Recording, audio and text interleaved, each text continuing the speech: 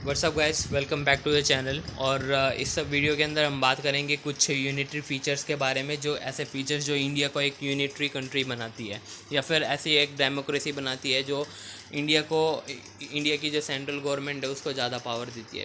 Guys, unitary होने का मतलब ये होता है कि सेंट्रल गवर्नमेंट को ज़्यादा पावर दी गई है, और ऐसा इसलिए किया गया था जब हमें आज़ादी मिली थी तो उस वक्त हमारे सामने काफ़ी सारे चैलेंजेस थे, क्योंकि एक हमारा बिल्कुल नया नेशन था, यंग नेशन था, तो उसको रीऑर्गेनाइज़ करना था। तो उस वक्त काफ़ी दंगे होते रहते थे, हिंदू मुस्लिम के नाम पे भी होते थे, फिर भाषाओं के नाम पे काफ़ी आंदोलन हुए जो काफ़ी कई बार उग्र हो जाते थे। और उसके अलावा कई सारे क्या नाम है स्टेट्स के अंदर ये भी डिमांड चलती रहती थी कि हम अपना अलग देश बनाएंगे। तो क्योंकि उस वक्त हमारे यहाँ पे 565 रियासतें थी, तो इसी के चक्कर में जो हमारे संविधान निर्माता थे, कॉन्स्टिट्यूशन मेकर्स थे, तो उन्होंने सोचा था कि जो हमारी सेंट्रल गवर्नमेंट है इसको कुछ स्पेशल पावर भी दी जानी चाहिए, ताकि आगे जो कोई चैलेंज अराइज हो तो उसके साथ इफ़ेक्टिवली डील किया जा सके। तो गाइज़, अब हम बात करेंगे कुछ यूनिटरी फीचर्स के बारे में जो कि इंडिया को एक यूनिटरी फीचर वाली डेमोक्रेसी बनाती है।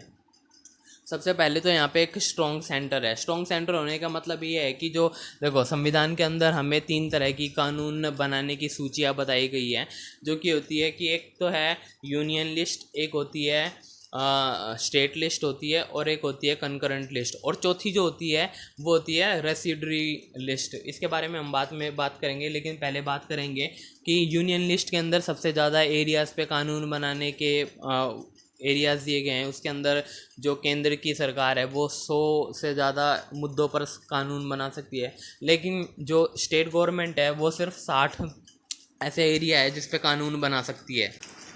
उसके बाद जो कंकरेंट लिस्ट है उसके अंदर दोनों ही स्टेट गवर्नमेंट भी बना सकती है और क्या नाम है केंद्र की सरकार भी बना सकती है। लेकिन कई ऐसी परिस्थिति होती है जिसके अंदर सेंट्रल गवर्नमेंट का ही लॉ प्रिवेल करता है, तो और स्टेट गवर्नमेंट के अंदर काफ़ी कम मुद्दों पर सरकारें बना सकती है कानून, जबकि यूनियन गवर्नमेंट में 100 से ज़्यादा मुद्दों पर केंद्रीय सरकार कानून बना सकती है। उसके बाद जो चौथी लिस्ट होती है रेसिड्यूरी लिस्ट, इसके अंदर सिर्फ सेंट्रल गवर्नमेंट ही कानून बना सकती है, या फिर क्या नाम है पार्लियामेंट ही कानून बना सकती है। देखो, जब मैं सेंट्रल का हूँ तो यहाँ पे पार्लियामेंट समझ लेना, ठीक है।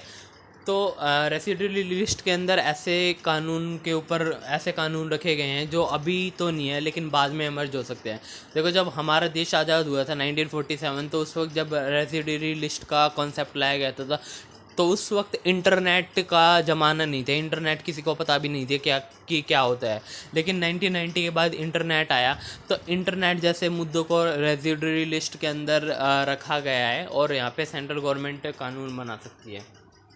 उसके बाद जो हमारा सेकंड फीचर है उसको कहते हैं इंडस्ट्रक्टिबल यूनियन ऑफ डिस्ट्रक्टिबल स्टेट। इसका मतलब ये होता है कि जो हमारा यूनियन है इसको तो हम डिस्ट्रॉय नहीं कर सकते, लेकिन जो हमारे स्टेट्स हैं इसको डिस्ट्रॉय कर सकते हैं।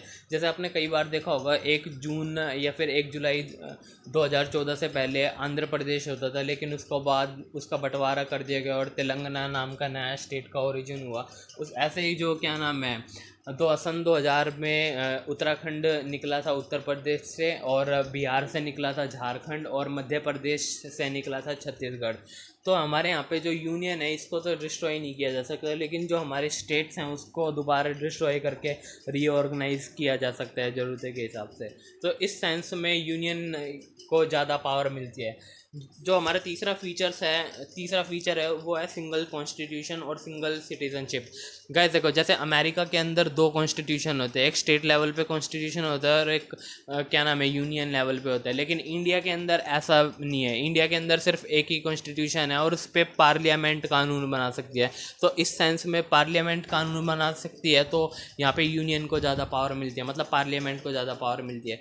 उसके बाद हमारे यहाँ पे सिंगल सिटीजनशिप का कॉन्सेप्ट है कि जैसे अमेरिका के अंदर डुअल सिटीजनशिप का कॉन्सेप्ट है कि स्टेट लेवल पे भी एक क्या नाम है सिटीजनशिप मिलती है, और एक यूनियन लेवल पे कंट्री लेवल पे भी मिलती है। लेकिन इंडिया के अंदर सिर्फ एक ही लेवल पे सिटीजनशिप मिलती है और वो है इंडिया लेवल पे। तो ये दर्शाता है कि इंडिया को ज़्यादा वैल्यू दी गई है, ना कि स्टेट जो कि एक सिर्फ यूनिट होती है। उसके बाद हमारे जो फोर्थ प्रोविज़न है वो है flexibility of the constitution. Flexibility से मतलब ये है कि कई बार कानून बनाना है, अमेंडमेंट करना काफ़ी आसान होता है, जिसके अंदर सिंपल मेजोरिटी चाहिए होती है। कुछ कानून ऐसे होते हैं बिल्कुल सिंपल मेजोरिटी से उनका क्या नाम है चेंज किया जा सकता है उनको। तो इस सेंस में यूनियन गवर्नमेंट मतलब कि जो पार्लियामेंट है वो आसानी से कानून बनाकर अपने फेवर के अंदर बैलेंस को कर सकती है। इसके बाद हम बात करेंगे no equal representation to the state. No equal representation का मतलब ये है कि देखो, जो हमारी पार्लियामेंट है उसके दो पार्ट होते हैं। एक तो होता है लोकसभा और एक होता है राज्यसभा। तो जो लोकसभा होती है उसके अंदर तो यूनियन गवर्नमेंट के या फिर क्या नाम है इंडिया लेवल के रिप्रेजेंटेटिव बैठते हैं, और जो हमारी राज्यसभा है इसके अंदर स्टेट्स के द्वारा जो नॉमिनेटेड मेंबर ऑफ पार्लियामेंट होते हैं वो बैठते हैं। तो इसमें जो स्टेट्स हैं उसको इक्वल रिप्रेजेंटेशन नहीं है, मतलब कि जो उत्तर प्रदेश है उसके सबसे ज़्यादा राज्यसभा के सांसद होते हैं, और जो गोवा जैसा छोटा स्टेट है उसके सिर्फ एक या दो सिर्फ राज्यसभा के एमपी होते हैं। तो इस सेंस में इक्वल रिप्रेजेंटेशन नहीं है स्टेट्स को। उसके बाद कुछ हम बात करेंगे छठे प्रोविज़न के बारे में, जो कि है इमरजेंसी प्रोविज़न। देखो, इमरजेंसी प्रोविज़न का मतलब ये है कि जो हमारा आर्टिकल 352 है इसके अंदर इंडिया लेवल पे इमरजेंसी लगाई जा सकती है। तो उस वक्त क्या नाम है पार्लियामेंट के पास और यूनियन गवर्नमेंट के पास सारी पावर आ जाती है। उसके बाद जो आर्टिकल 356 है उसके अंदर स्टेट लेवल पे जो इमरजेंसी लगाई जा सकती है, अगर मान लो कोई स्टेट गवर्नमेंट है ढंग से काम नहीं कर रही है या फिर वहाँ पे कॉन्स्टिट्यूशनल मशीनरी का ब्रेकडाउन हो गया है, तो उस स्थिति के अंदर भी प्रेसिडेंट वहाँ पे या फिर गवर्नर की जो रिकमेंडेशन के थ्रू प्रेसिडेंट जो होते हैं वो वहाँ पे इमरजेंसी लगा सकते हैं। तो इस सेंस में ये दिखाता है कि यूनियन गवर्नमेंट के पास ज़्यादा पावर है। और आर्टिकल 360 के अंदर फाइनेंशियल जो इमरजेंसी लगती है उसके अंदर भी जो यूनियन गवर्नमेंट या फिर पार्लियामेंट होती है वो स्टेट को डायरेक्ट कर सकते हैं कि आप अपने जो फिजिकल या फाइनेंशियल या फिर आर्थिक रिसोर्सेज है इनका ढंग से ढंग से इस्तेमाल करो, ज़्यादा खर्चे ना करो। तो इसी कारण से जो ये दिखाता है कि हमारे यहाँ पे जो यूनियन है उसको ज़्यादा पावरफुल बनाया गया है। उसके बाद हम बात करेंगे जो सातवां फीचर है वो है कि कॉमन सीएजी और ईसीआई। सीएजी का मतलब होता है controller and auditor general of India, और ईसीआई का मतलब होता है election commission of India. Guys, यहाँ पे एक इंटीग्रेटेड सीएजी है और इंटीग्रेटेड ईसीआई है। इसका मतलब ये है कि जो सीएजी और ईसीआई को ऐसा मानना जाता है कि ये यूनियन गवर्नमेंट के रिप्रेजेंटेटिव है। और कई बार आपने देखा होगा कि ऐसी खबरें आती है कि ईसीआई पक्षपात कर रहा है हमारे साथ, ईसीआई उस गवर्नमेंट को फेवर करने लग रहा है जो कि सेंटर में होती है, या फिर कई बार कंट्रोलर एंड ऑडिटर जनरल ऐसी रिपोर्ट पेश करते हैं जो स्टेट गवर्नमेंट के खिलाफ जाती है। तो इस सेंस में ऐसा माना जाता है कि ये यूनिटरी फीचर है। उसके बाद हम अपने आठवें प्रोविज़न के बारे में बात करेंगे, जो कि है parliamentary authority over the state list international agreement के अंदर। गाइस, इसका मतलब ये हो गया कि अगर मान लो कि हमने कोई इंटरनेशनल एग्रीमेंट में पार्लियामेंट्री अथॉरिटी का स्टेट लिस्ट के ऊपर मतलब ये हो गया कि जैसे कई बार क्या होता है कि हम कोई इंटरनेशनल लेवल पे एग्रीमेंट साइन कर लेते हैं। जैसे मान लो कि कोई यूएन का एग्रीमेंट है या फिर और ओईसीडी का एग्रीमेंट है, तो उसके अंदर जब हम उस एग्रीमेंट का पालन करना पड़ता है तो कई बार वो स्टेट गवर्नमेंट के जो लॉज होते हैं या फिर उनका अधिकार क्षेत्र होता है उसके खिलाफ जाते हैं। तो ऐसी कंडीशन में जो हमारी पार्लियामेंट है वो उस एग्रीमेंट को एनफोर्स करने के लिए कानून बना देती है। तो इस सेंस में ये दिखाया जाता है कि ये एक यूनिटरी फीचर है और स्टेट गवर्नमेंट को ज़्यादा तवज्जो नहीं दी गई, और यूनियन गवर्नमेंट जब चाहे इंटरनेशनल एग्रीमेंट को लागू करवाने के लिए कानून बना सकती है। उसके बाद जो हमारा 9th फीचर है वो है अपॉइंटमेंट ऑफ द गवर्नर।